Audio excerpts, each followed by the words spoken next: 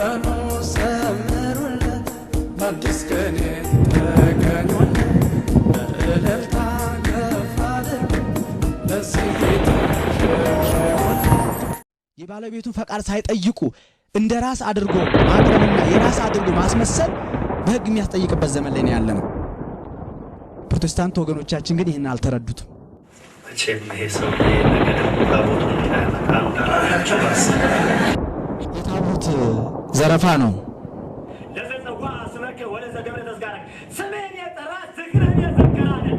ዝክር ምንድን ነው? አዎ ለክርስቶስ ያልሆነው ሁሉ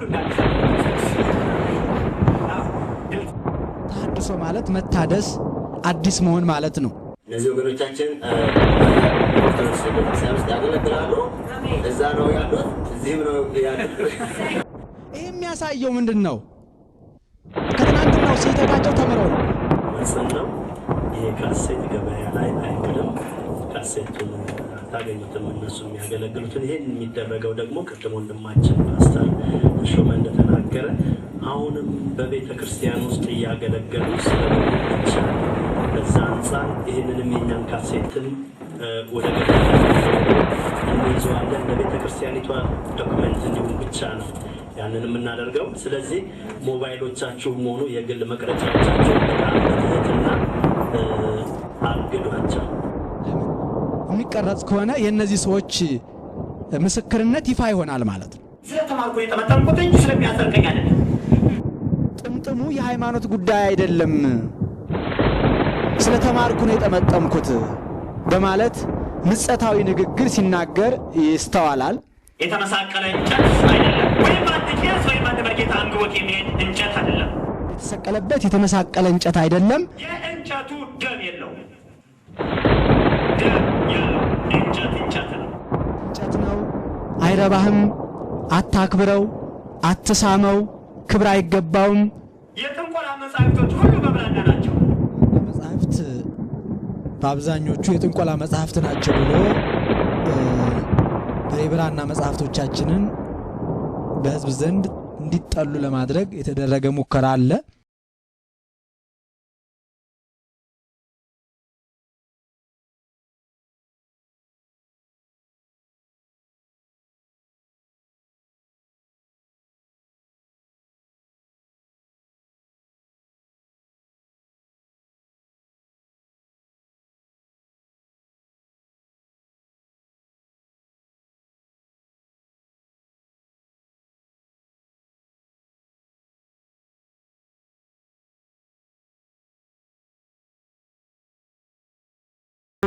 መርከቧን የሚያውቅ ነፋስ መጥቷል። አድነኝ ይላል ተኩላው ለምድ ለብሶ፣ እረኛ ነኝ ይላል ተኩላው ለምድ ለብሶ። ማን ብዬ ልጥራው ስምህን? ማን ብዬ ልጥራው ስምህን? ማን ብዬ ልጥራው ስምህን? ማን ብዬ ልጥራው ስምህን? ኢየሱስ ሰላም ጤና ይስጥልኝ ውድ ተመልካቾቻችን። ኢትዮጵያ ዓለም ከተፈጠረ ጀምሮ በሕገ ልቦና፣ በሕገ ኦሪት፣ በሕገ ወንጌል ፈጣሪዋን ስታመልክ ስታከብር እስካሁን ድረስ ኖራለች፣ ወደፊትም ትኖራለች። ይህን እውነት ለመበረዝ ሰይጣን ያልቆፈረው ጉድጓድ ያልፈነቀለው ድንጋይ የለም። ሰማዕቱ ሰው ምን አደረጉ መሰለ? እሺ ሲናገሩ ተው ሲሏቸው ሲያስቸግሩ ጊዜ አንገታቸውን ቀሏቸው። አዎ አንዳንዶች ስለሚሉ ነው። አንተ መርጌታ ሂደሃል፣ ነገ ጠዋት ሌላ ይከሰት ይችላል አልመሰላቸው። የራሳቸው ጉዳይ ነው፣ የኔ አይደለም። እረኛ ነኝ ይላል ተኩላው ለምድ ለብሶ፣ እረኛ ነኝ ይላል ተኩላው ለምድ ለብሶ። ቤተክርስቲያኗ የክርስቶስ መንግስት ቤተክርስቲያን ትባላለች። የምናገለግልበት እኔ እዛ መግባለሁ። እነዚህ ወገኖቻችን በኦርቶዶክስ ቤተክርስቲያን ውስጥ ያገለግላሉ። እዛ ነው ያሉት፣ እዚህም ነው ያሉት።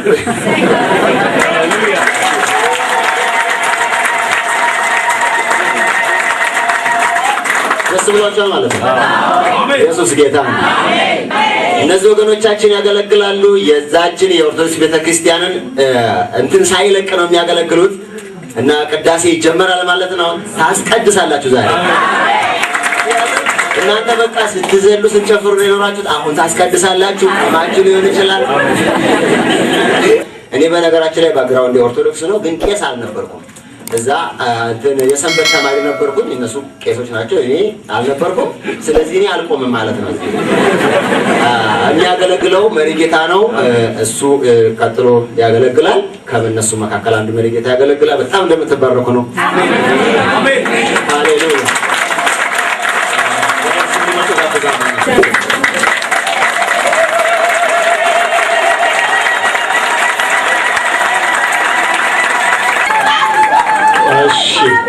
እግዚአብሔር የተመሰገነ ይሁን። በትህትና ልንገልጽ እግረ መንገዱን የምንወደው እነሱ የሚቀርጽ ሰው ይዘው መጥተዋል። እኛም ማስፈቅደን እየቀረጽን ነው። ይሄ ካሴት ገበያ ላይ አይውልም። ካሴቱን አታገኙትም። እነሱ የሚያገለግሉትን ይሄን የሚደረገው ደግሞ ቅድም ወንድማችን ፓስተር ተሾመ እንደተናገረ አሁንም በቤተ ክርስቲያን ውስጥ እያገለገሉ ስለሆኑ ብቻ ነው። ከዛ አንፃር ይሄንንም የኛን ካሴትን ወደ ገበያ ላይ አናውለው እንይዘዋለን። ለቤተ ክርስቲያኒቷ ዶክመንት እንዲሁም ብቻ ነው ያንን የምናደርገው። ስለዚህ ሞባይሎቻችሁም ሆኑ የግል መቅረጫዎቻችሁም በጣም በትህትና አግዷቸው። እግዚአብሔር ይባርካቸው። አሜን። ግን መሰረቷ ክርስቶስ ነውና አልቻላትም አይችላትምም። ሰይጣን መልኩን ቀይሮ የተኩላ ለምድ በመልበስ በዚህ ዘመን ቤተክርስቲያንን በከፍተኛ ሁኔታ ሲፈታተናት ይታያል።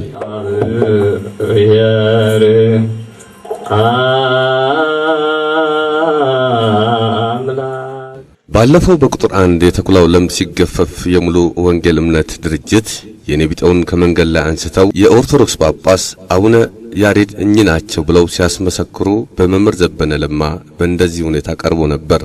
አሁንስ አቆመ ይሆን? እና አርቲስት ጥላሁን እና አባናቲና ነመርጌታ ሙሴ ምን ይላሉ?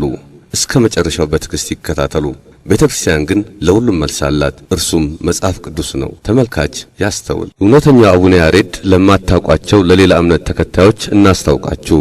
እኚህ ናቸው።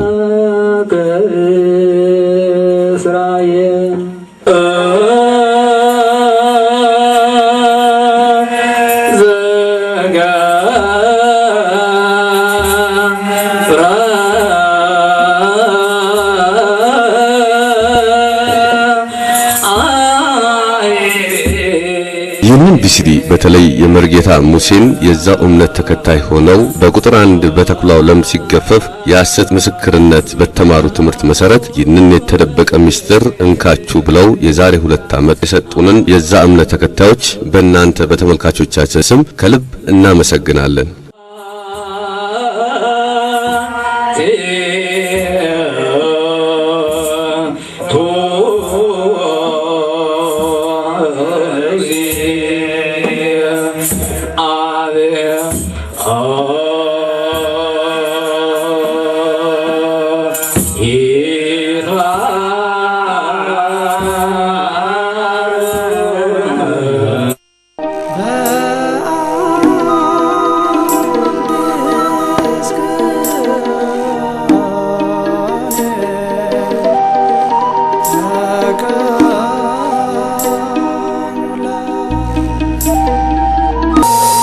በርበኑ ሰምሩለት በአዲስ ቀን ተገኙለት በእልልታ ከፍ አድርጉ ለዚህ ጌታ ሸብሽቡለት። በርበኑ ሰምሩለት በአዲስ ቀን ተገኙለት። የኛን የቤተክርስቲያናችንን አንጡራ ሀብት ያሬዳዊን ዜማ ከዘፈን ዕቃ ጋራ በማዋሃድ ጉባኤያቸውን ሲያሞቁበት ነው የሚታየው። ማን ብዬ ልጥራው ስምህን? ማን ብዬ ልጥራው ስምህን? ማን ብዬ ልጥራው ስምህን? ማን ብዬ ልጥራው ስምህን? ኢየሱስ እበል እንጂ ማን እንዳንተ ማን ወዳጅ ካንተ ሌላ ማን ሊበጅ መድኃኒዓለም እበል እንጂ ኢየሱስ እበል እንጂ። ይህም ሐዋርያው ቅዱስ ጳውሎስ ለቆሮንቶስ ምእመናን እንዲህ ብሎ ጽፎላቸዋል። ሁለተኛ ቆሮንቶስ ምዕራፍ 6 ቁጥር 14 ላይ መኑ ዘያስተኤርያ ለጽድቅ ምስለ ኃጢአት ወመኑ ዘያሐብሮ ለክርስቶስ ምስለ ቤልሆር ወመኑ ዘደመሮ ለብርሃን ምስለ ጽልመት መኑ ዘይከፍሎሙ ለመሃይምናን ምስለ ንፉቃን ወመኑ ዘይደምር ታቦተ እግዚአብሔር ውስተ ቤተ ጣዖት። ጽድቅን ከኃጢአት ጋራ ማን እንዳደረገው፣ ብርሃንን ከጨለማ ጋራ ማን እንዳደረገው፣ ቤልሆርን ወይም ሰይጣንን ከክርስቶስ ጋራ ማን እንዳደረገው፣ የሚያምኑት ምእመናንን ከመናፍቃን ጋራ ማን እንዳደረጋቸው በማለት መናፍቃንና ምእመናን፣ ክርስቶስና ቤልሆር፣ ብርሃንና ጨለማ፣ ጽድቅና ኃጢአት በፍጹም የማይስማሙ መሆናቸውን ቅዱስ ጳውሎስ ተናግሯል። እንግዲህ የኛ ቤተክርስቲያን ክብር ምስጋና ይግባትና ስጋዊነትን ከመንፈሳዊነት፣ ዘላለማዊነትን ከጊዜያዊነት፣ ጽድቅን ከኃጢአት ለይታ ታስተምራለች። በሮሜ መልእክቱ ምዕራፍ 6 ቁጥር 12 ላይ ሰውነታችሁን ከኃጢአት መሳሪያ አድኑ በማለት ይናገራል። የኛ ቤተክርስቲያን ፈጣሪዋን የምታመሰግንበት መሳሪያ ለይታ አስቀምጣለች። ይሄውም መጽሐፍ ቅዱስን መሰረት አድርጋ ነው። በሁለተኛ ዜና መዋዕል ምዕራፍ 25 ቁጥር 6 ላይ በብሉይ ኪዳን ይኖሩ የነበሩ የእግዚአብሔር ሕዝብ በመሰንቆ፣ በበገና፣ በዋሽንት እንዲሁም በጸናጽልና በከበሮ እንደሚያመሰግኑ ተጽፏል በብዙ ስፍራ ላይ። የኛ ቤተክርስቲያን ብሉይን ከሐዲሱ ሐዲሱን ከብሉይ አዋዳ አጣጥማ የምትጓዝ ተቋም በመሆኗ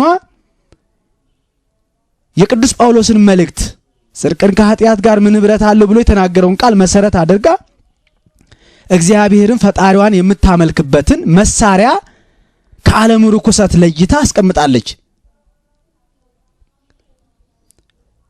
ይህም ራሱ ባለቤቱ ጌታችን ኢየሱስ ክርስቶስ በማቴዎስ ወንጌል ምዕራፍ 22 ቁጥር 15 ላይ ሀቡ ዘቄሳር ለቄሳር ወዘ እግዚአብሔር ለእግዚአብሔር፣ የእግዚአብሔርን ለእግዚአብሔር ስጡ፣ የቄሳርን ደግሞ ለቄሳር ስጡ በማለት ተናግሯል። የጽድቁን መሳሪያ ለጽድቅ ነው፣ የኃጢአቱን መሳሪያ ደግሞ ያው ለኃጢአት ነው። በመሰረቱ በዚህ ጉባኤያቸው ላይ ያሬዳዊ ዜማ ድሪቶ ነው፣ ያሬዳዊ ዜማ የተንዛዛ ነው፣ ያሬዳዊ ዜማ የተሳሳተ አመለካከት መሸፈኛ ነው፣ ያሬዳዊ ዜማ ብዙ አማልክትን ማምለኪያ ነው ብለው በዚህ ጉባኤያቸው ላይ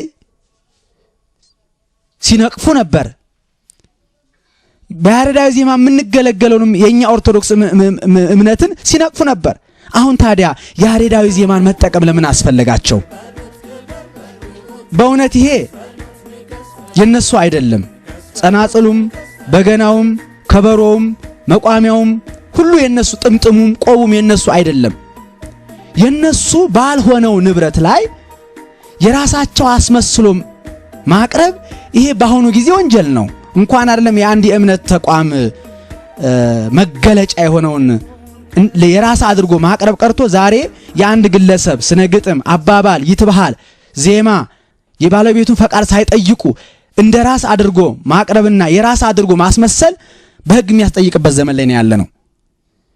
ፕሮቴስታንት ወገኖቻችን ግን ይህን አልተረዱትም። በመሰረቱ ይሄ የሚያሳየው የሞራል የመንፈስ ባዶነትን ነው የሚያሳየው። የመንፈስ ባርነትን ነው የሚያሳየው። ናፍቆቴ ቄሱ ይሁን ጳጳሱ ኤጲስቆጶሱ ክርስቶስን ብቻ መናገር ካልጀመረ አፌም ዝም አይልም፣ ሰይጣንም ዝም አይል፣ እኔም ዝም አልልም። በኃይል እንደወጣሁበት ስላወቀ ብዙዎችንም ደቀ እነዚህ ካህናት ያያችኋቸውን ካህናቶች የትን ያገለገልኳቸው እግዚአብሔር የተመሰገነ ይሁን። አሜን አሜን። እቺም ይሄ ሰውዬ ነገ ደግሞ ታቦቱን እንዳያመጣ እንዳላችሁ የታቦት ዘረፋ ነው። በእነዚህ ሰርጎ ገብ ሰዎች በርካታ ታቦቶቻችን እንደተዘረፉ ለማንም የተሰወረ አይደለም። በቅርቡም ወደ ሀገራችን የመጣው ታቦት ምስክራችን ነው።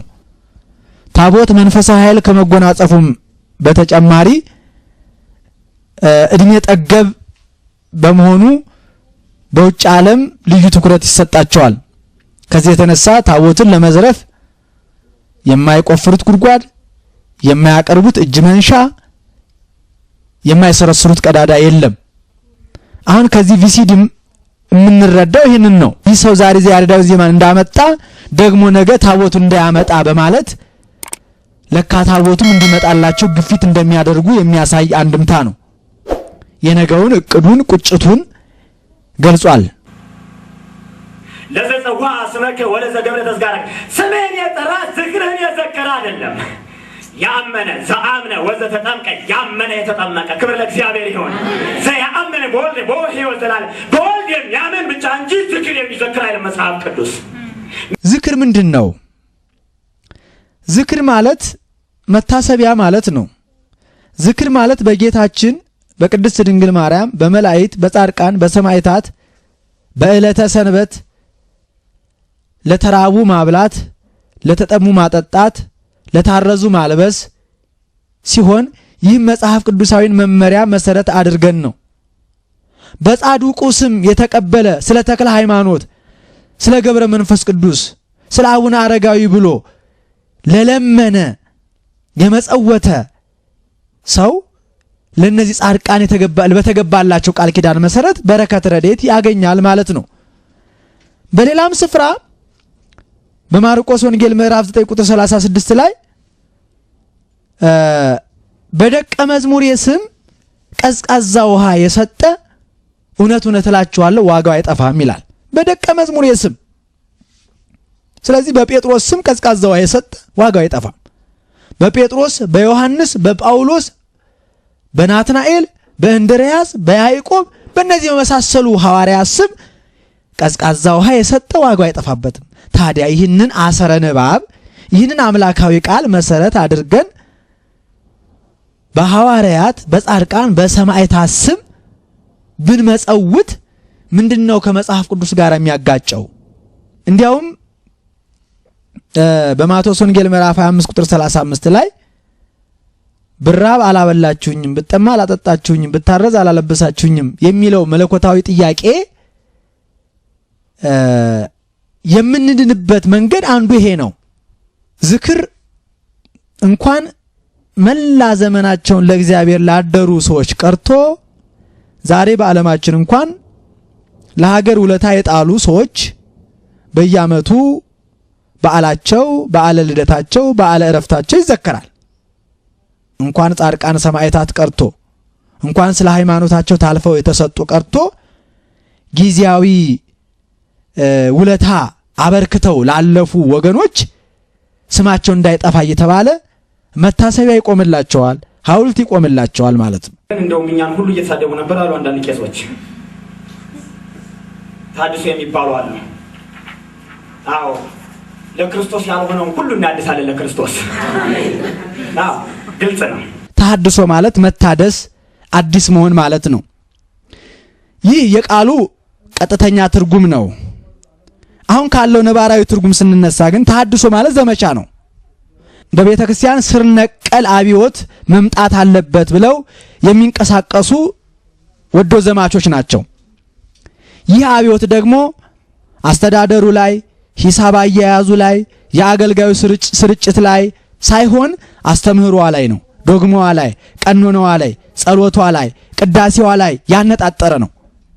ይኸውም ነባሯን ቤተ ክርስቲያን ቀጥታ ወደ ፕሮቴስታንታዊ አዳራሽ ለመለወጥ ውሳጣዊ እቅድ አንግቦ የሚንቀሳቀስ የበግ ለምድ የለበሰ ፕሮቴስታንት ማለት ነው ጥሬ ትርጉሙ።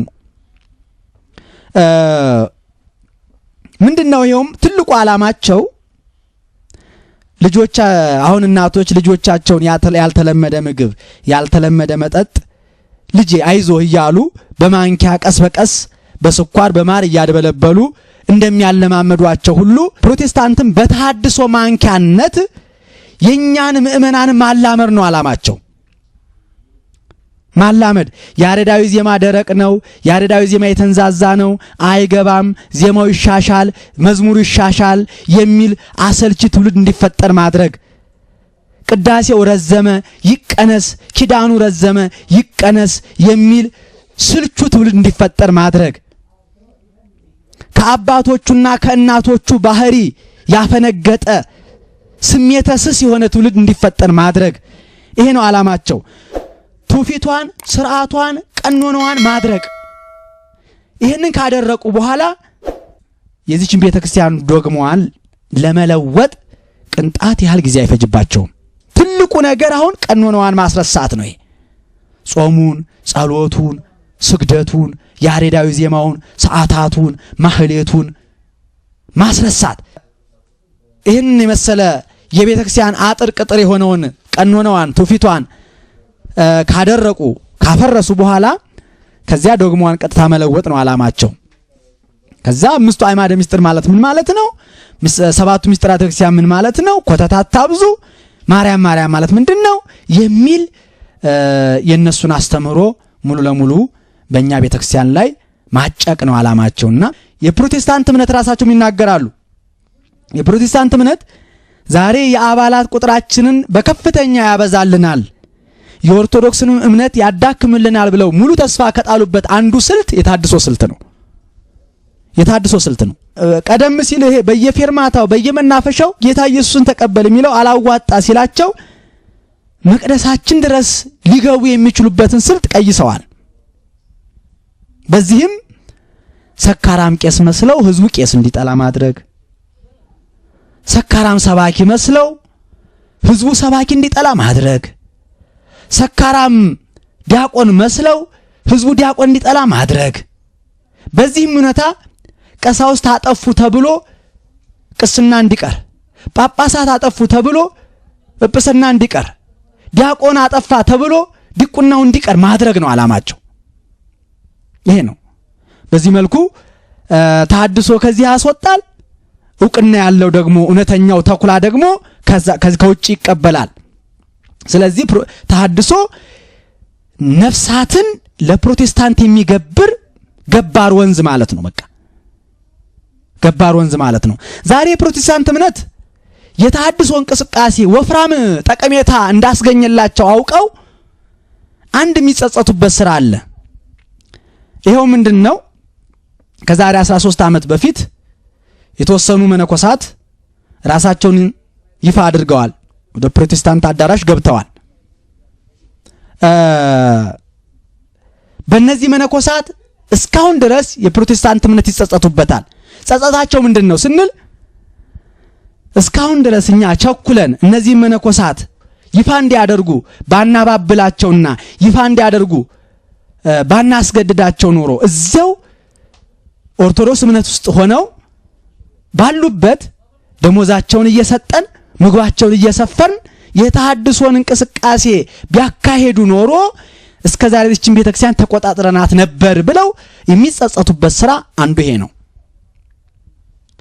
ከዛሬ 13 ዓመት ስተታቸው ተምረው አሁን ይሄንን ይፋ የሆነ ምስክርነት አይሰጡም። ከዚህም ቪሲዲ የምናየው ይሄንን ነው። በእውነት ምንድነው ቪሲዲ ላይ እነዚህ የሚያሸበሽቡ መሪጌቶች እዚህም ናቸው እዚያም ናቸው ይላል አስተዋዋቂ። እነዚህ ወገኖቻችን በኦርቶዶክስ ቤተክርስቲያን ውስጥ ያገለግላሉ። እዛ ነው ያሉት፣ እዚህም ነው ያሉት። ይሄ የሚያሳየው ምንድነው? ከትናንትናው ስህተታቸው ተምረው ነው፣ ከመነኮሳቱ ተምረው ነው። እንዳይቀረጽም ከተከለከለው አዳራሽ ውስጥ አንዱ ይሄ ነው።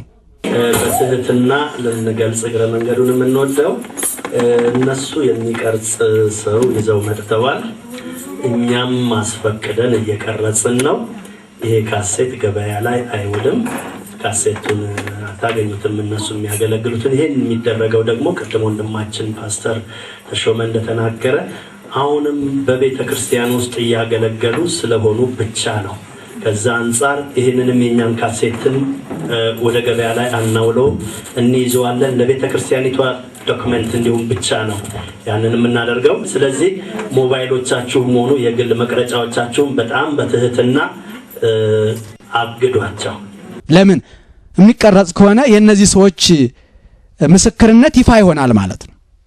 የመሪጌታው ስብከት የነዚያም የተከታዮቹ ሽምሻቡ ይፋ ከሆነ እነዚህ ይታገዳሉ ማለት ነው። ከታገዱ ደግሞ ምንጫቸው ይደርቃል ማለት ነው። ለዚህ ነው አስተዋዋቂው በሞባይላችሁም ሆነ በምንም እንዳትቀርጹ ያለው። ይሄ ቦታው አይደለም። እዛ ቤተክርስቲያን ስበክሉኛል። ሻሽን ከፈለከው ውሰደው ነው የምለው። ሁልጊዜ የምለው ነው። ባስ ላይ መሰከራለሁ። ሻሽን ከፈለክ ጣምጥም ነው መሰከረው ውሰደው። እኔ ሻሽ አላዳነኝም። ስለተማርኩ የጠመጠምኩት እንጂ ስለሚያጸድቀኝ አይደለም።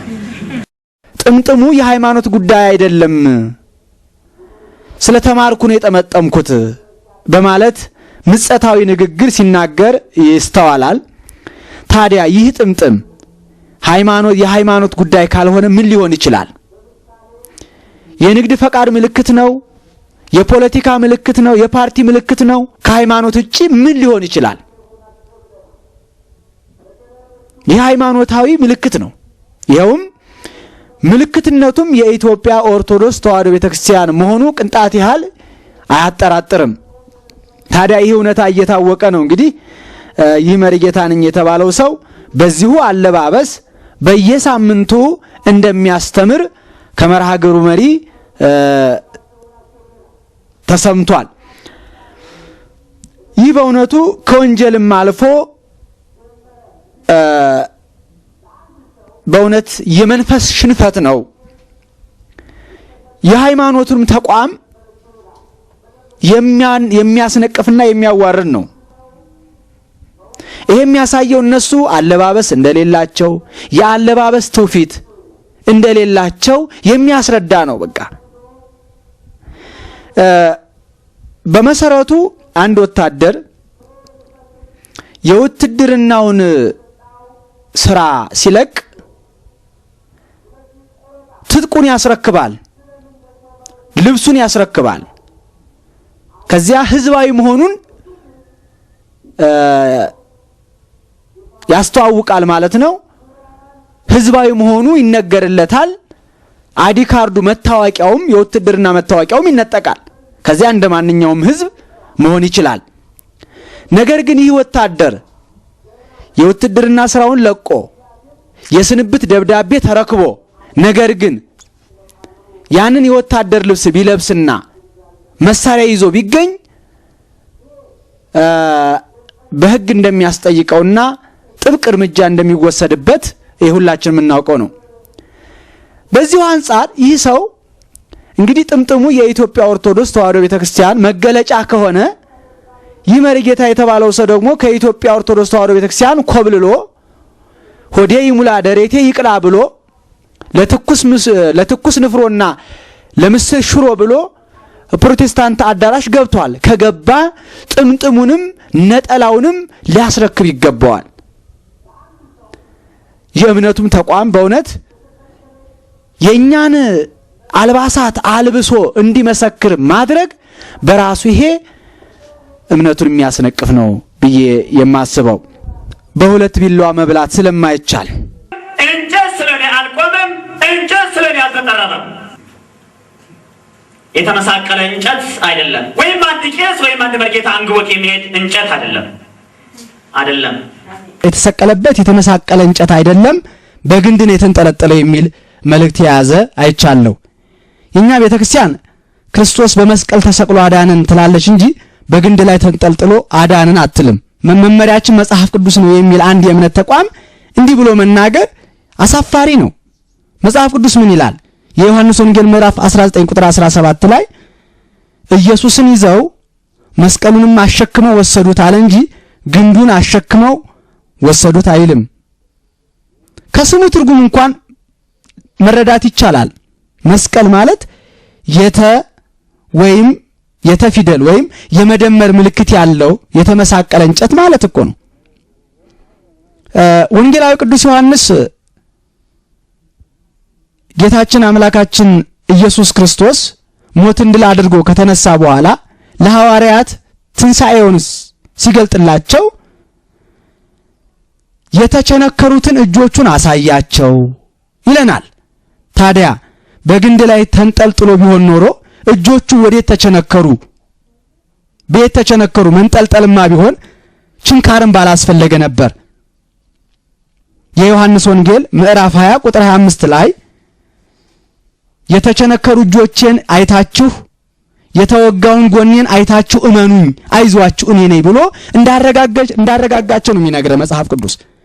ለፊልጵስዩስ ምዕመናን ምዕራፍ 3 ቁጥር 18 ላይ እንዲህ ብሎ ይናገራል። ብዙዎች ስለ ክርስቶስ መስቀል ጠላቶች ሆነው ይመላለሳሉ ብሏል። የእንጨቱ ደም የለው፣ ደም የለው። እንጨት ነው፣ እንጨት ነው፣ አይረባህም፣ አታክብረው፣ አትሳመው፣ ክብር አይገባውም እያሉ የሚመላለሱ ጠላቶች አሉ ካለ በኋላ እነዚህ ሰዎች ሆዳቸው አምላካቸው፣ ክብራቸው በነውራቸው ነው፣ ሐሳባቸው ምድራዊ ነው። ስለ እነዚህ ሰዎች እያለቀስኩ ነገርኳችሁ ብሎ ተናግሯል። ለሆዳቸው ብለው መስቀሉን እንደሚነቅፉ፣ ለሆዳቸው ብለው ታቦቱን እንደሚነቅፉ፣ ለሆዳቸው ብለው ገድሉንና ድርሳናቱን እንደሚነቅፉ ተናግሯል። ስለዚህ እነዚህን ሰዎች አቋም አስቀድሞ ቅዱስ ጳውሎስ ነግሮናል፣ ጠቁሞናል። ከነዚህ ሰዎች ተጠበቁ። ለሆዳቸው ነው የሚያገለግሉት፣ ገድለ ሆዱ ናቸው ማለት ነው። ስለዚህ እኛ ቤተክርስቲያን መስቀሉን ታከብረዋለች። የጌታችን ደም የፈሰሰበት የጌታችን ስጋ የተቆረሰበት ነው። አይደለም ስጋው የተቆረሰበት ደሙ የፈሰሰበት ቀርቶ የጌታችን እግሩ ያረፈበት እንኳን ስገዱ ተብሎ ተነግሯል። በዚህ አጋጣሚ ልናገር፣ የብራና መጻሕፍቶቻችን ሁሉ ስልጣኔ ስለሌለ ነው የብራና መጻሕፍቶች የነበሩ። እንደ ዛሬው ጊዜ ስልጣኔ ቢኖር ብራና መጻሕፍቶች አይኖሩም ነበር። የጥንቆላ መጻሕፍቶች ሁሉ በብራና ናቸው። እማውቀውን ነው። የጥንቆላ መጻሕፍቶች ሁሉ፣ የጅኒ መሳቢያዎች ሁሉ ምኖች ናቸው? ብራናዎች ናቸው። ኪታብም ሲጻፍ በብራና ነው። በፍየል ቆዳ ወይም በተለያዩ የዱር አራዊት ቆዳዎች ነው የሚጻፈው። ያ ብራና ነው አይደል እንዴ? ብራና መጻሕፍት በአብዛኞቹ የጥንቆላ መጻሕፍት ናቸው ብሎ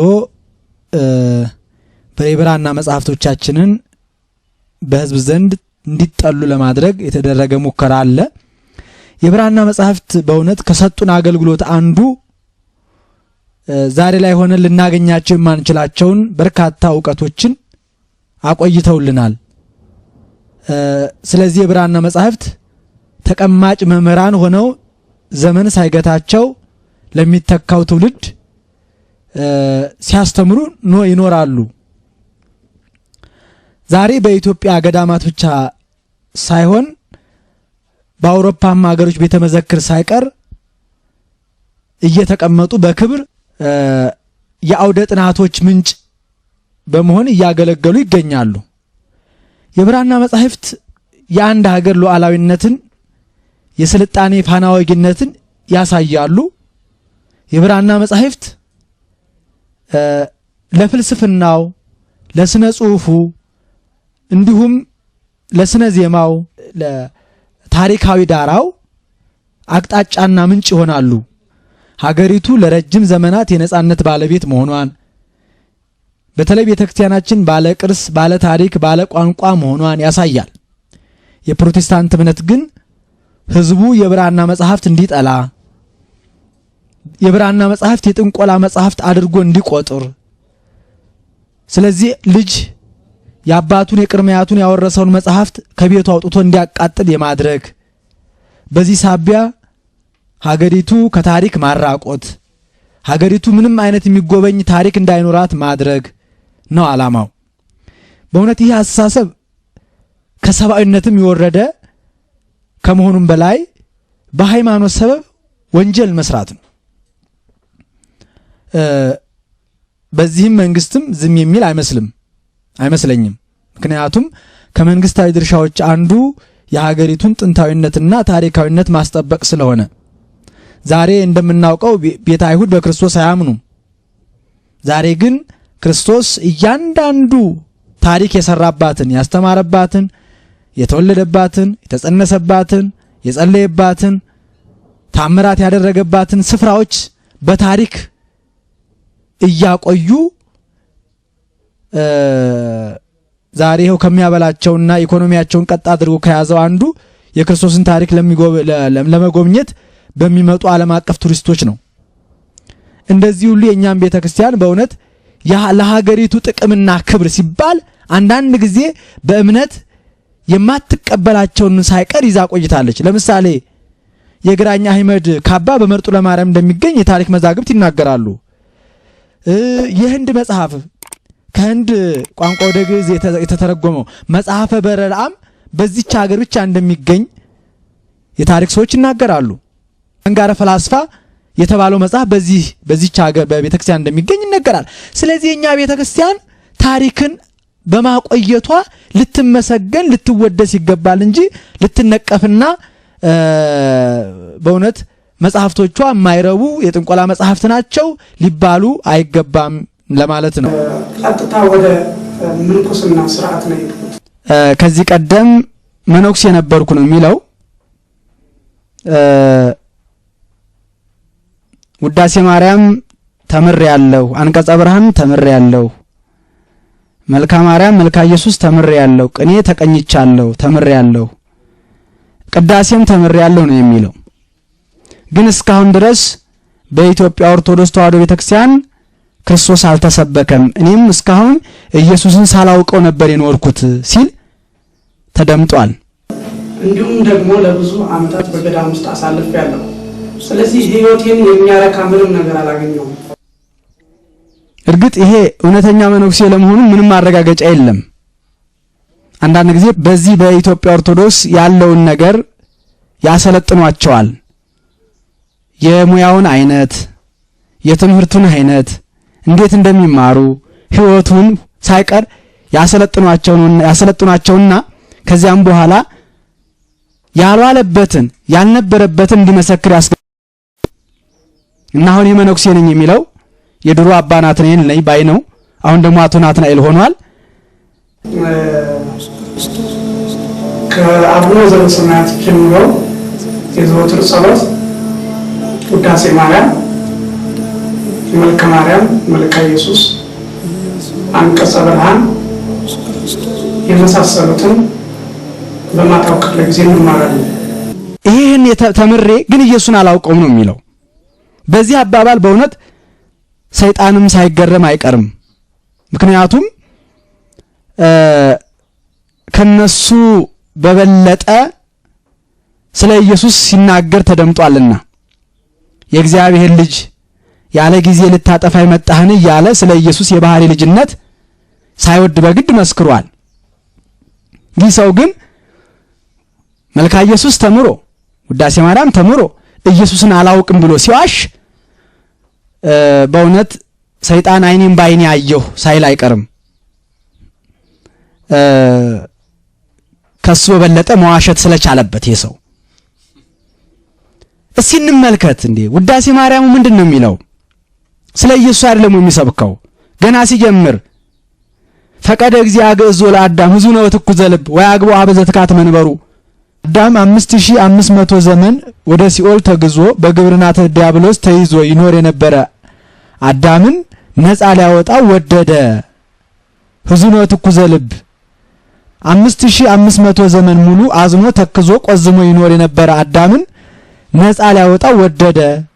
ወያግቦ አበዘትካት መንበሩ ወደ ቀደመ ክብሩ ወደ ቀደመ ጌትነቱ ወደ ቀደመ ቦታው ይመልሰው ዘንድ ወደደ ነው የሚለው።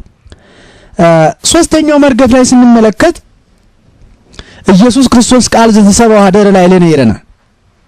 ኢየሱስ ክርስቶስ ከስጋችን ስጋ ከነፍሳችን ነፍስ ነስቶ ሰው ሆነ። ወኀደረ ላዕሌነ ባህሪያችንን ባህሪ አደረገ። ወርኢነ ስብሐቱ ከመ ስብሐተ አሐዱ ለአባቱ እንዳንድ ሆነ ልጅ ክብሩን አየን ይልና ሰአሊ ለነ ቅድስት ይላል። ይህን እንደውም በትርጓሜው ለሊቃውንቱ ምን ብለው ይተረጉሙታል? በአንድምታ ትርጉም ላይ አባቱ በደብረ ሲና ክብሩን እንደገለጠ የባህሪ ልጁም ኢየሱስ ክርስቶስ በደብረ ታቦር ክብሩን ሲገልጥ አየን።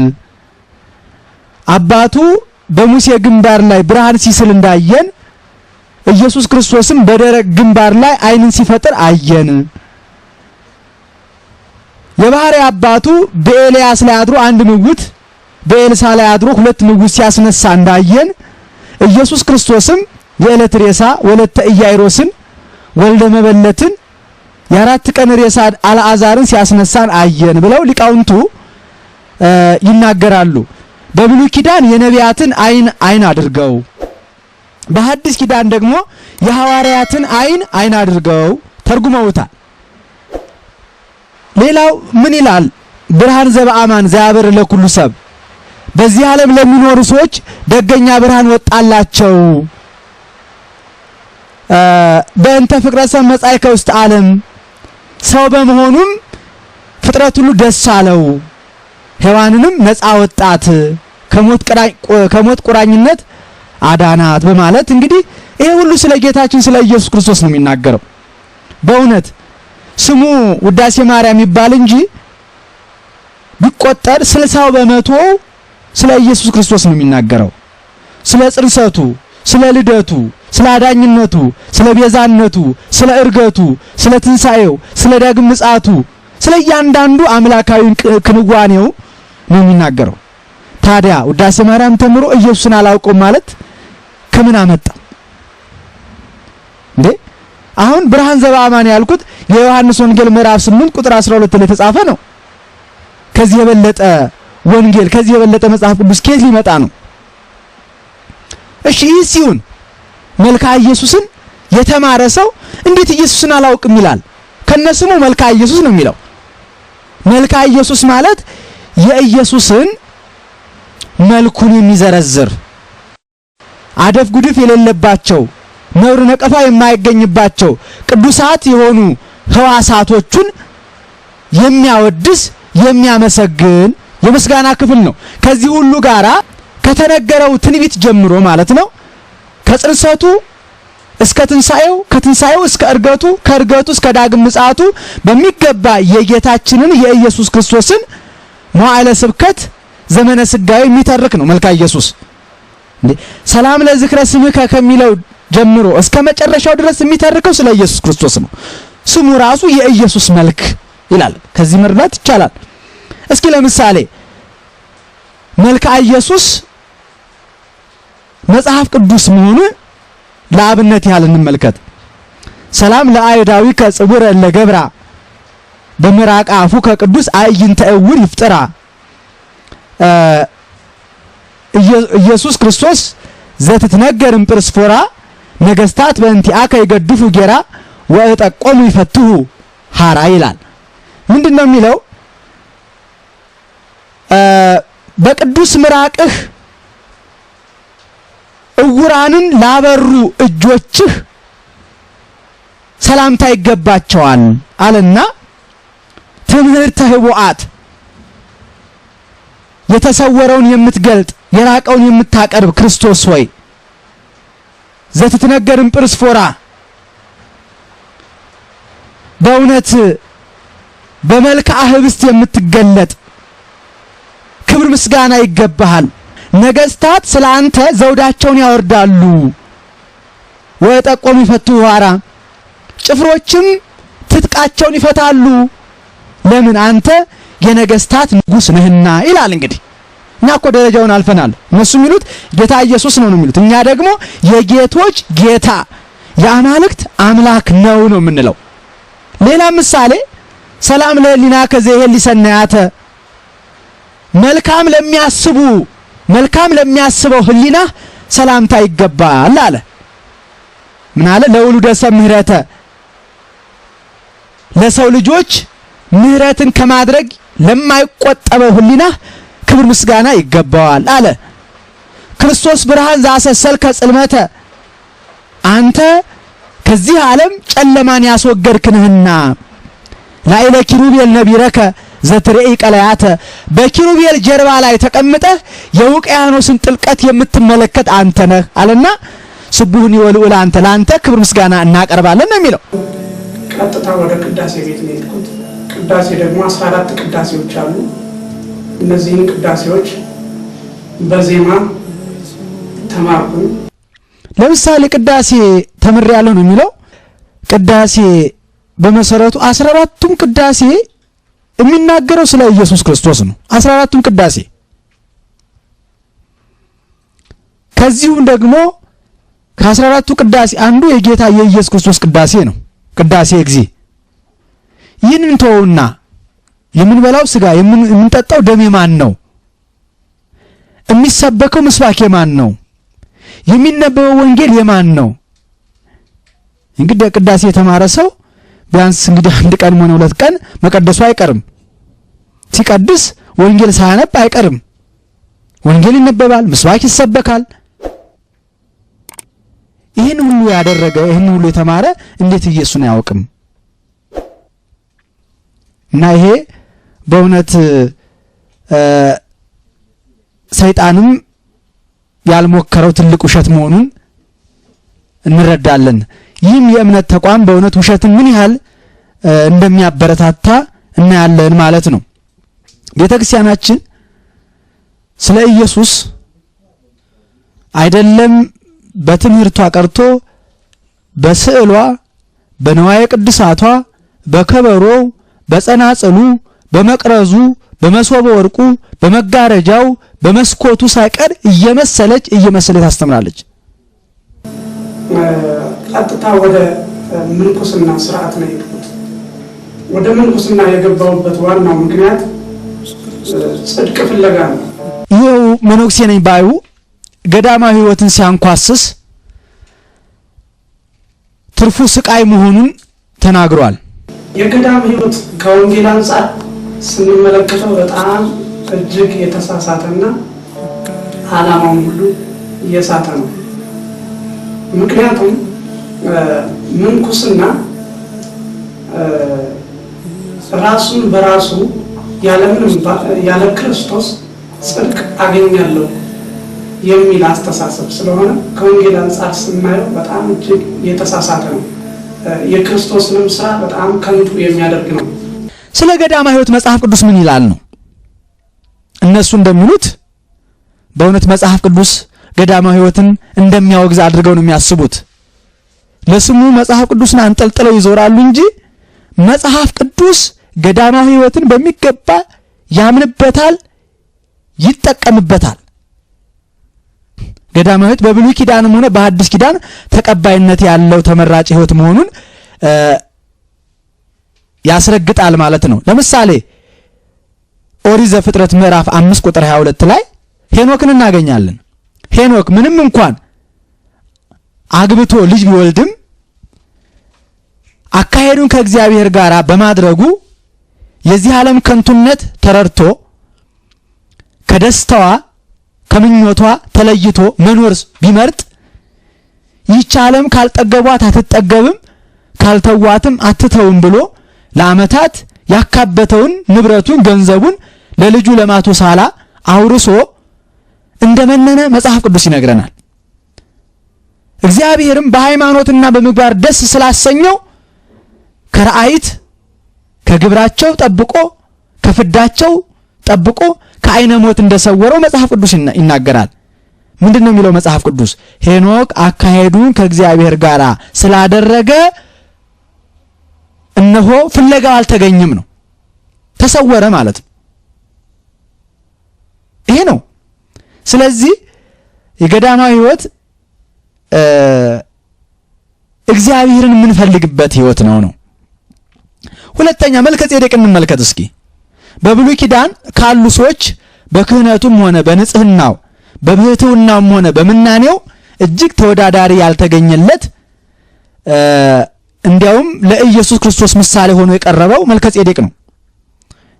ቅዱስ ዳዊት አንተ ካህኑ ለዓለም በከመ ሲመቱ ለመልከ ጼዴቅ፣ ያንተ ክህነት እንደ መልከ ጼዴቅ ነው ለዘላለም ነው በማለት መልከ ጼዴቅን ለሐዲስ ኪዳን ለመጀመሪያው ሊቀ ካህናት ለኢየሱስ ክርስቶስ ምሳሌ አድርጎ እንዳቀረበው ይናገራል። ስለዚህ መልከ ጼዴቅ ብቻውን ይኖር እንደነበር፣ ጸጉሩን እንደማይቆረጥ፣ ጸጉሩን እንደማይላጭ፣ ልብሱን ሁሉ እንደማይቀይር፣ ገዳማዊ ሕይወቱ ምንም እንደሚመስል ተጽፎለታል። ስለዚህ በብሉይ ኪዳን ገዳማዊ ሕይወትን ካሳዩን ሁለተኛው መልከ ጼዴቅ ነው ማለት። ሶስተኛው ኤልያስ ነው። ኤልያስ ከነብይነቱ በተጨማሪ ገዳማዊ መናኝ ባህታዊ እንደነበር ዜና ነገሥት መዝግቦ ይነግረናል። በወገቡ ጠፍር ታጥቆ በበረሃ ይኖር እንደነበር በዚህም ገዳማዊ ሕይወቱ ወደ በለጠ የቅድስና ማዕረግ እንደተሸጋገረ ነው የሚነግረን። አንደኛ ነገሥት ምዕራፍ 19 ቁጥር 8 ላይ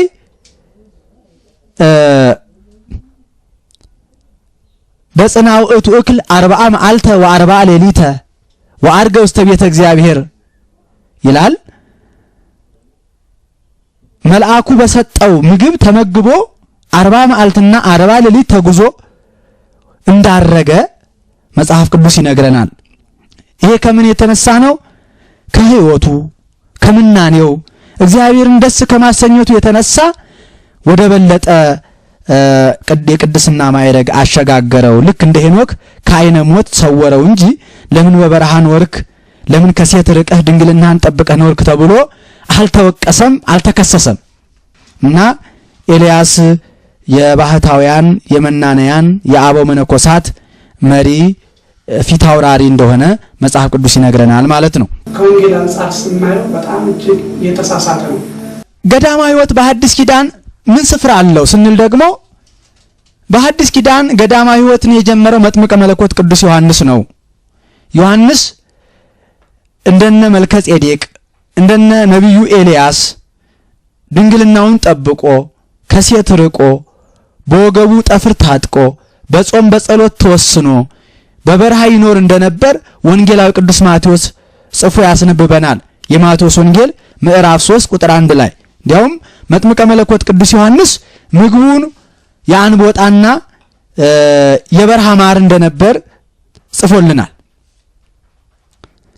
ለዚህ ነው እንግዲህ ዛሬ አባቶቻችን የሚመገቡት ምግብ የሚለብሱት ልብስ ከዚህ የተነሳ ነው፣ መጽሐፍ ቅዱስ ነው። ሁለተኛ ገዳማዊ ሕይወት ጠቃሚ ሕይወት መሆኑን በእግዚአብሔር ዘንድ ተወዳጅ ሕይወት መሆኑን ተመራጭ ሕይወት መሆኑን ያረጋገጠልን ባለቤቱ ጌታችን አምላካችን መድኃኒታችን ኢየሱስ ክርስቶስ ነው። ይሄው ምንድነው? በማቴዎስ ወንጌል ምዕራፍ 4 ቁጥር 1 ላይ ጌታችን ኢየሱስ ክርስቶስ 30 ዘመን ሲሞላው በእደ ዮሐንስ በማየ ዮርዳኖስ ተጠምቆ የባህሪ ልጅነቱን ከአብ ከመንፈስ ቅዱስ አስመስክሮ ሳይውል ሳያድር ወደ ገዳመ ቆሮንቶስ ሄደ ነው የሚለው። ወደ በረሃ ሄደ፣ ወደ ምድረ በዳ ሄደ ነው የሚለው። ታዲያ መጽሐፍ ቅዱስን መመሪያ ያደረገ የእምነት ተቋም ኢየሱስ ክርስቶስ ወደ ገዳም ሄደ እያለ እንዴት ገዳማዊ ሕይወት ይጠላሉ? እንዴት ገዳማዊ ሕይወት ይጠላል? ኢየሱስ ክርስቶስ ወደ ገዳም ሄደ። ምን ሊያደርግ ነው ሄደው? ሊበላ አይደለም፣ ሊጠጣ አይደለም፣ ሊጸልይ ሊጾም ሄደ ነው የሚለው። በገዳመ ቆሮንቶስ 40 መዓልት 40 ሌሊት ከቆመ ሳይቀመጥ ከጀመረ ሳያቋርጥ ጾመ። ጾሙ ሲፈጸም በ3 አርእስተ ኃጣውእ ተፈተነ፣ በፈተናውም ድል አደረገ ይላል። ስለዚህ ገዳማዊ ሕይወት ዲያብሎስን ድል የምናደርግበት ሕይወት ነው። ምን ብቻ ጌታችን ኢየሱስ ክርስቶስ እኮ በቤተ መንግስት አይደለም እኮ ኑሮውን ያሳለፈው። 33 ዓመት ከ3 ወር ሲኖር በቪላ ቤት አይደለም የኖረው፣ በተደራረበ ፎቅ ውስጥ አልነበረም የኖረው። ቀን ቀን ሲያስተምር ይውላል፣ ማታ ማታ ደብረ ዘይት ተራራ ላይ ወጥቶ ኤሊዮን በምትባል ዋሻ ውስጥ ያድር ነበር ነው የሚለው። እና ስለዚህ ጌታችን አምላካችን መድኃኒታችን ኢየሱስ ክርስቶስ ነው የዋሻን ኑሮን ያስተማረን። ታዲያ ምን አጠፉ አባቶቻችን በዋሻ መኖራቸው? ለምን ነው የሚወቀሱት? ኢየሱስ ክርስቶስ በዋሻ በደብረ ዘይት ይኖር ነበር። ስለዚህ ያን ተከትለው አባቶቻችን በዋሻ ውስጥ ይኖራሉ፣ መዝገበ ጸሎት ይዘው ኢየሱስ ክርስቶስን እያመሰገኑ ይኖራሉ። ምን አጠፉ ታዲያ? ቀጥታ የሄድኩት ወደ ቅኔ ቤት ነው። ቅኔ ማለት ምን ማለት ነው? ቅኔ ማለት ቅኑ ለእግዚአብሔር፣ ቅኔ ማለት ለእግዚአብሔር ተቀነዩ፣ ለእግዚአብሔር ተገዙ፣ ለእግዚአብሔር መገዛት፣ በግጥም መልክ እንደ ድርድር እያደረጉ ለእግዚአብሔር ምስጋና ማቅረብ። አጠቃላይ ቅኔ ማለት ለእግዚአብሔር መገዛት ማለት ነው። አፍአዊ ሰውነት ለውሳጣዊ ልቡና አስገዝቶ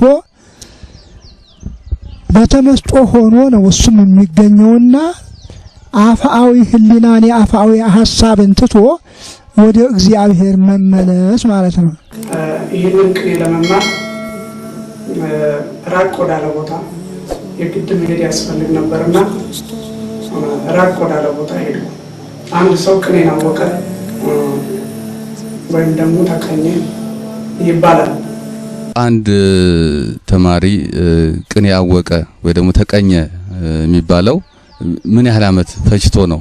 ወይ ደግሞ ምንድነው ከሚቀኘው መካከል ምን ላይ ሲደርስ ነው በቃ ለቅኔ አዋቂ የሚባለው? ቅኔ አዋቂ የሚባለው ይኸው እንደ ዘመናዊም ይኸው ጥሩ አድርጎ ታስር ጀምሮ ከጉባኤ ቃና እስከ መወድስ ድረስ በጥሩ ሁኔታ እየተከታተለ የሚሄድ አለ። ደሞም ዝም ብሎ ዘመኑን ብቻ የሚያስቆጥር ተራየታ ለትለት የሚል አለ። አንዳንዱ እየገባው ዝም ብሎ እንትን በማለት ይቆያል። አንዳንዱ ደግሞ የማይገባው በጣም የሚጸናው አለ። እንዲሁ እንደ ዘመናዊ ማለት ነው። 12ኛ የጨረሰ ሁሉ እውነት 12ኛ ጨረሰ ወረቀቱን ብቻ ይይዛል ማለት ነው። ይሄም ለደንቡ መቀኘቱን ይቀኛል። ነገር ግን ጥሩ ጭንቅላቱ የሚሆነው በተመስጦ በነቂህ ሕሊና ሆኖ ጧት ማታ ያን ነገር የተመለከተ እንደሆነ ፍልስፍናው ይገባዋል። መጽሐፍ አተረጓጎሙ ይገባዋል። ቅኔውን ከነርባታው የአወራረዱን አካሃዱን በጥሩ ሁኔታ ይመለከታል። ከሰው ፊት ከአባቶች ፊት ኮርቶ ያቀርባል። ሲያቀርብም አያፍርም። መቀኘትማ ሁሉም ይቀኛል እዚያ ተሸፋፍኖ ለአንድ ቀን። ነገር ግን ጥሩ ሆኖ በአባቶች ፊት ለመናገር የሚቻለው ጥሩ ሆኖ የቀጠለው ሰው ሲሆን ምን ያህል ዓመት ይፈጃል እስቲ ቅኔ ለመቀኘት? ቅኔ መቀኘት እንደ እድሉ ነው። በሁለት ዓመቱም ይቀኛል። መቀኘቱ እንትን አይልም አይገደውም። ነገር ግን የሰውየውን ብርታታና ጥናቱን ያስፈልጋል። ዓመትም ድረስ ጉባኤ ቃና ሳያስለቅቅ የሚተኛ አለ። ዝም ብሎ የት ነህ ቅኔ ቤት ነኝ እያለ ዝም ብሎ ድርጎውን እየጎመደ ቁጭ ይላል። የቅኔ መምህር ኖት አባታችን ረጅም እድሜ ያስቆጥሯል። ብዙ ሊቃውንትን አፍርተዋል። እንደው አሁን በአንዳንዶች እንደው ሲናገሩ እንዳሉት ድርጎ ላይ ብቻ ቅኔ ቤት ነበርኩ ብሎ የሚናገር አለ በአንዳንድ በዘመናችን ማለት ነው። እና አንድ ማን ነው አባያ ናቲ የሚባል ነው አሁን ሌላ እምነት ገብቷል እና ቅኔ ቤት ነበርኩ አለ። ግን ማን ጋር እንደተማረ አልተናገረም። አንደኛ ማለት ነው። ሌላው ደግሞ ቅኔ ስማር መጽሐፍ ቅዱስ አንድ እንኳን አላቅም አያስጠኑንም ነበር። መጽሐፍ ቅዱስ አይደለም ከዛ በፊት መጽሐፍ ቅዱስ አንብቤ አላቅም ነበር። ይኸውልህ ውሸት ነው። ቅኔ ሲባል መጀመሪያ ቅኔ ማለት ተቀነዩ ለእግዚአብሔር በፍርሃት ይላል። ቅኔ ማለት አንቀጹንና መጽሐፍ ቅዱስን ይዞ ነው የሚሄደው። ቅኔ ከተማረ መጽሐፍ ቅዱስ ምንም ትርጉምም ለኮርስ እንኳን አያስፈልገውም። ቅኔ ራሱ ኮርስ ነው። ራሱ ኮርስ ነው። ለሰምና ለወርቅ ተሰጥቶ ነው። ለሰሙ ይሄ ነው፣ ለወርቁ ይሄ ነው። እንደ መጽሐፍ ቅዱስ እንደሚሰብክ ስብከት እንደሚሰጠው እንደዚያ ሰምና ወርቅ ያለው እስከሆነ ድረስ እሱ ባይመለከተው እንጂ ሰምና ወርቅ አለ ሰምና ወርቅ ቅኔ አይነገርም። ስለዚህ መጽሐፍ ቅዱስ ነው አጠቃላይ መልእክቱ ያለው በቅኔ ውስጥ ቤት ውስጥ ማለት ነው። በቅኔ ውስጥ ያለው ጨርሶ መጽሐፍ ቅዱስ ብሉያት፣ ሐዲሳት ሊቃውንትን እየጠቀሰ ነው የሚሄደው። ከነትርጉሙ ይቀኙልን እስከ መጽሐፍ ቅዱስ እንግዲህ ሰዎች ምን አይነት ቅሬታ ወደ መጽሐፍ ቅዱሳዊ እንደሆነ ቢነግሩ። ቅኔ ይኸውልህ ሩቅ ጥልቅ ሳልገባ የአበውን ቅኔ እዚሁ አስረዳለሁ። ይኸውና ከመጽሐፍ የተስማማ መሆኑን አርምም ይባህር በስመ ሰለስቱ ሥላሴ እስመ ኢተውህ ጠለኪ ነገረ ዚአኪ ሙሴ አለ። አሁን አርምም ይባህር በስመ ሰለስቱ ሥላሴ ወይዘሮ ባህር ወይንም እማሆይ ባህር ስሟን እንዲያጠራሩ ይጥራት። ዝም በይ በስላሴ ዝም በይ ይባላል። ነገርሽ አልተዋጠልሽም፣ ያንቺ ነገር አልተዋጠልሽም ይባላል። ይሄ ምንድነው? አማርኛ ነው። አንዳንድ ሰው ሲናገር ንግግሩ የማይሰማለት ንግግር የማያምርለት ሰው አለና በስላሴ ዝም በይ እንደው እንደ ባቦ በስላሴ ይላል። እንደ አጋጣሚ ባቦም የሚል አለ በስላሴ ምን ነው ያንቺ ነገር ሙሴ አልተዋጠልሽምና ዝም በይ ነው። ይሄ እንግዲህ ለአማርኛው ነው። አዎ እስራኤል ባህረ ኤርትራ በተሻገሩ ጊዜ ሙሴን ባህር አላሰጠሙም ነው ደቂቀ እስራኤል አደው በእግር የእስራኤል ልጆች በእግራቸው ተሻገሩ። ወይው ተመልከቱ እንደ ፈርዖን ተሰጥሞ አልቀሩም። መልአኩ ባህሩን ከፈለላቸው እነሱም በእግራቸው ተሻገሩ የሚለውን አስጠግቶ ይዞ ነው። ያ ነው ለሰምና ለወርቁ ለአማርኛው አማርኛ መጽሐፍ ቅዱስ ማለት ይህ አይደለም። የደቂቀ እስራኤል በእግራቸው ተሻገሩ። ሙሴ ነገርሽ አልተዋጠልሽም ማለት ምን ማለት ነው? አልተሳስተም አልተዋጠልሽም ለባህሪቱ አዎ ነገርሽ አልተዋጠልሽም አልተሰማልሽም ነው። ሰማ ጽድቅማ ቤት ሲመጣ ዝም አይባል። ጭጭ ንቅ ግብል እውነት ስማ መጽሐፉም እንዳልመሰለ ባለጌን ካሳደገ የገደለ ይጸድቃል ይላል። በቃ መታፈሪያ አልሰማህም እንዴ? በተስኪያን ከነሱ ጋር እንዳትነካኩ ተብለናል። እነዚህ ሁለት ሰዎች የኦርቶዶክስ እምነት ተከታይ ሆነው ነው የሚጫወቱት። ከመልእክቱ የምንረዳው የኢትዮጵያ ቤተክርስቲያን ነፍስ መግደልን ታበረታታለች የሚል መልእክት ነው ይሄ የሚታየው። በእውነት ካስተምህሯቸው እንደምንረዳው በፍቅር ዶግማቸውን ከመስበክ ይልቅ ጥላቻን በማንገስ ብጥብጥን በማንገስ የሌላውን የእምነት ነጻነት በመጋፋት የሌላውን እምነት በመንቀፍ ከዚህ ቀደም በየሲዲዎቻቸው በየመጽሔቶቻቸው ገርሉ ይቃጠር ድርሳናቱ ይቃጠሉ ማርያምን የጠራ የቀወሰ ነው ተክለ ሃይማኖትን የጠራ ያበደ ነው እያሉ ህዝባችንን ከህዝብ በማለያየት የማለያየት ስብከት የሚሰብኩት እነሱ ነው። ከልጅነቱ ጀምሮ ታጋሽነትን ጨዋነትን ያዳበረን ኢትዮጵያዊን ዜጋን ወኔውን ለመቦዳደስ ለመቆራረስ ተካፍሎ የመብላት መልካም ሀገራዊ ገጽታችንን ለማበላሸት ደግሞ ወንድምን መጥላት ነፍስ መግደል ነው ይላል መጽሐፍ ቅዱስ። አንደኛ ዮሐንስ ምዕራፍ 4 ቁጥር 20 ላይ ወንድሙን የሚጠላ ነፍሰ ገዳይ ነው የሚለው። የኛ ቤተክርስቲያን የፍቅር ተቋም ናት። እንኳን ነፍስ ግደሉ ልትል ቀርቶ ጠላት ቢራብ አብላው ቢጠማ አጠጣው ቢታረዝ አልብሰው ብላ የምትሰብክ ቀኝ ጉንጭህን ቢመታህ ግራ ጉንጭህን ስጠው ብላ የምትሰብክ ተቋም ናት። ወንድሙን ጨርቃን ብሎ የተሳደበ የገሃነም ፍርድ ያገኘዋል ብላ የምትሰብክ ተቋም ናት። ይሄንን በቃል ብቻ ሳይሆን በተግባር የምትፈጽም ተቋም ናት። በታሪክ እስካሁን ድረስ የኢትዮጵያ ኦርቶዶክስ ተዋሕዶ ቤተክርስቲያን የማንንም የእምነት ነጻነት ተጋፍታ አታውቅም። ዛሬ የጻድቃንን የሰማዕታትን በዓላት እናከብራለን። ስናከብር ምን እያልን ነው የምናከብረው? ዛሬ እስጢፋኖስ ነው ስንል ዛሬ እስጢፋኖስ የተወገረበት ነው ብለን ነው እንጂ የምናከብረው ዛሬ እስጢፋኖስ የወገረበት ቀን ነው ብለን አናከብርም። አክብረንም አናውቅም። እስጢፋኖስም ወግሮ አያውቅም። እቺ ቤተክርስቲያን ሞትን በሞቷ ስታሸንፍ ኃጢአትን በጽድቅ ስታሸንፍ ክፋትን በደግነት ስታሸንፍ ቂም በቀልን በየዋህነት ስታሸንፍ ነው የኖረችው። የጊዮርጊስን በዓል ስናከብር ጊዮርጊስ ተሰየፈ ስንል ነው እንጂ ሰየፈ ስንል አይደለም። ስማ ሰማዕቱ ሰው ምን አደረጉ መሰለ? እሺ ሲናገሩ ተው ሲሏቸው ሲያስቸግሩ ጊዜ አንገታቸውን ቀሏቸው። አዎ ያ ብቻ መሰለ።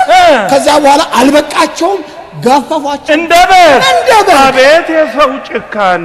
እሱ ብቻ መስሎህ ሌላም አለ ወይ? ቁጥ ከተፏቸው በመክተፊያ አቤት የሰው ጭካኔ! እሱ ብቻ መስሎህ ነው? ሌላም አለ ፈጯቸው በወፍጮ አቤት የሰው ጭካኔ! እሱ ብቻ መስሎህ ነው? ሌላም አለ ዘሯቸው እንደ ጤፍ እንደ እህል ዘሯቸው። ታዲያ ምን በቀለ? ሰው በቀለ? እህል በቀለ? እሱን አልነገሩኝም ነው። እኔም አልጠየቅኩም። አልቆረጥልህም። የመጨረሻዬን መልእክት ማስተላልፈው የኢትዮጵያ ኦርቶዶክስ ተዋሕዶ ቤተክርስቲያን በእነዚህ ሰዎች ልታውቅበት ይገባል። የኢትዮጵያ ኦርቶዶክስ ቤተክርስቲያን ንብረቷንም ልታስከብር ይገባታል። በአሁኑ ዘመን አይደለም የአንድ እምነት ተቋም አንጡራ ሀብት ቀርቶ የየትኛውም ግለሰብ ንብረት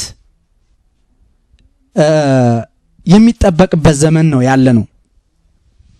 ስለዚህ ጸናጽሉን፣ ከበሮውን፣ መቋሚያውን፣ ያሬዳዊ ዜማውን፣ ድጓውን ይሄን ሁሉ የማስጠበቅ መብት አላት ቤተክርስቲያናችን። ምእመኑም ቢሆን በእውነት ሊነቃ ይገባዋል። ወጣቱ ሊነቃ ይገባል።